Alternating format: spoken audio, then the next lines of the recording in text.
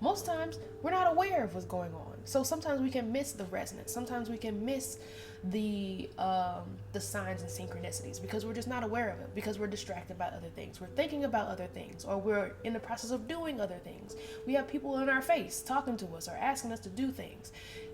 The list goes on, right? But when you do become aware, when you become present, and then there are things that are happening in your immediate vicinity that you're like, okay, I know why I saw that.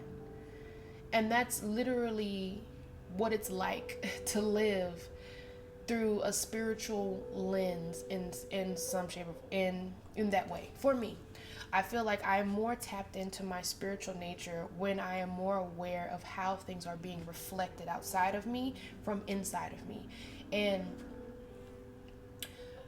it's it's it can be a humbling experience, especially when you manifest a difficult or negative experience, or something that is more challenging or whatever. Because, like, for instance, I've had my troubles with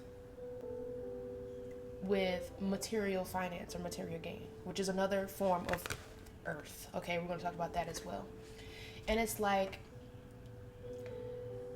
a lot of those experiences had more to do with my belief systems and the way that I was going about either dismantling them, reinforcing them, or completely ignoring them altogether. That's why we do shadow work, right? But it's like anytime that I've ever felt that I was struggling materially, it was generally because I was carrying a false or faulty belief system that didn't necessarily serve me, or that didn't necessarily make sense, right? I don't know if anyone who is watching this has ever seen Bashar, the guy who channeled. Well, Bashar is the being that's being channeled by, I forget the guy's name, but when he talks about shadow work in the sense that you go over your limiting beliefs and you pull the limiting belief out of your subconscious mind and you examine it and you look at it and you see that generally it doesn't make sense. And once you see that it doesn't make sense, it kind of just disappears, right? And so this is something that I have been putting into practice since I have become aware of that type of dissolving of beliefs.